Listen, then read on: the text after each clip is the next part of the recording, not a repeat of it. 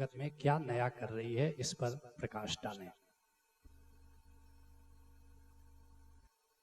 विश्व में और खासकर भारत में अध्यात्म की बड़ी धाराएं चली।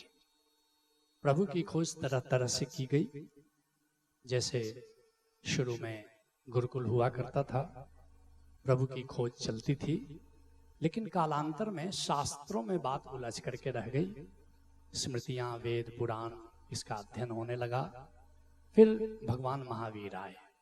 उन्होंने कहा कि नहीं, ऐसे तो प्रभु की खोज न करोगे, मुनि होना पड़ेगा, घर छोड़ना पड़ेगा। और भगवान महावीर के नेतृत्व में मुनियों की एक विराट सेना पैदा हुई। फिर गौतम बुद्ध आए। उन्होंने कहा कि मुनि तो बड़े अहंकारी हो गए हैं, परमात्मा की खोज करना हो तो भिक्षु होना पड़ेगा।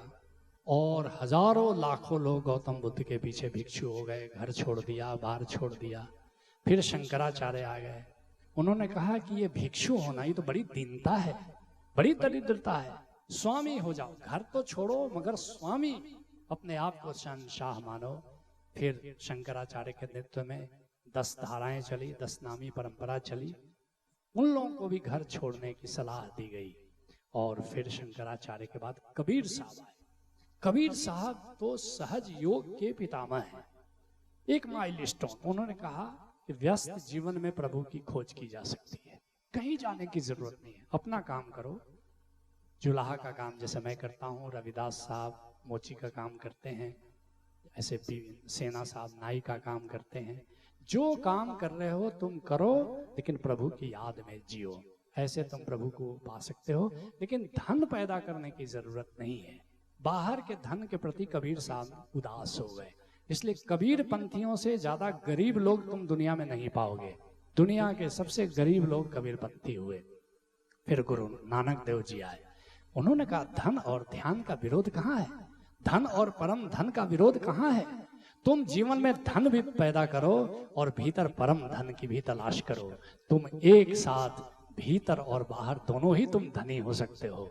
गुरु नानक देव जी का मार्ग कहीं पर बाहर और भीतर में विरोध नहीं है, कहीं पर उदासी नहीं है, बल्कि उनकी परंपरा में आगे चलकर गुरु अर्जुन देव जी ने बड़ा प्यारा शब्द गया, मन क्यों वैराग करेगा सतगुरु मेरा पूरा। अरे मेरा सतगुरु पूरा है, मुझे वैराग्य में जाने की क्या जरूरत है। इसलिए जब ओशो आए तो उन्होंने इन सारे मॉडल्स में, जो गुरुकुल का मॉडल था, भगवान महावीर का मॉडल था, बुद्ध का मॉडल था, शंकराचार्य का मॉडल था, कबीर साहब का मॉडल था, गुरु नानक देव जी का मॉडल था, ओशो ने गुरु नानक देव जी का मॉडल चुन लिया। और ओशो ने कहा जोरबाद बुद्धा बन जाओ। हमारा नया मनुष्य, हमारा नया सन्यासी भगोड़ा नहीं होगा, वो जीवन में रह करके धन अर्जित करेगा और भीतर परम धन अर्जित करेगा। ध्यान और धन का कोई विरोध नहीं है। इसलिए कभी कभी मैं कहता हूं कि जो ओशो का सन्यास है, जो ओशो का नव सन्यास है, वो गुरु नानक देव जी के मॉडल का आधुनिकीकरण है, गुरु नानक देव जी के मॉडल का अंतरराष्ट्रीयकरण है, ऐसा मैं कहता हूं।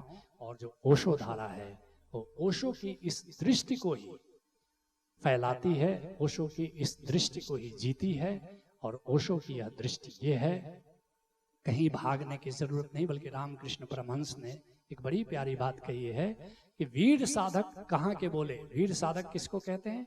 जिन्हीं संसार मध्य था के साधना करते पारी तीन वीर साधक। जो संसार में रह करके साधना करता है, ध्यान और समाधि को खोज करता है, वही वीर साधक है। ओशो की धारा है कि जो आप करते हो, जहां रहते हो, सहजता से रहो और अपना जो काम था उसके प्रति responsible, be a responsible citizen. जहां परिवार के प्रति रिस्पॉन्सिबल रहो, अपने मित्रों के प्रति, अपने कारोबार के प्रति रिस्पॉन्सिबल रहो, अपने धंधे के प्रति रिस्पॉन्सिबल रहो। कहीं भागने की जरूरत नहीं है। जहां तुम हो भागो नहीं, वहीं जागो। ये ओशो की दृष्टि है। और ओशो धारा ओशो के हिमालय से ही निकली है। तो निश्चित रूप से ओशो की दृष्टि और ओशो धारा की दृष्टि में कोई भेद नहीं है। यही बात मैं आप सबसे निवेदन करना चाहता हूँ। आप जो कर रहे हैं, नौकरी कर रहे हैं, दुकानदारी कर रहे हैं, जो भी कर रहे हैं, अगर हम अपनी, कभी कभी मैं कहता हूँ, अगर अपनी पत्नी को प्रेम नहीं कर सकते तो तुम परमात्मा को कैसे प्रेम करोगे। कभी कभी तो मैं ऐसा भी कहता हूँ कि अगर परमात्मा को प्रेम करना है तो पत्नी को प्रेम करना ये पहली शर्त है। तो निश्चित रूप से आप सबका स्वागत है। आप जो कर रहे हो करते रहो, साथ में भीतर के ऐश्वर्य को भी प्राप्त करने की दिशा में कदम उठाओ।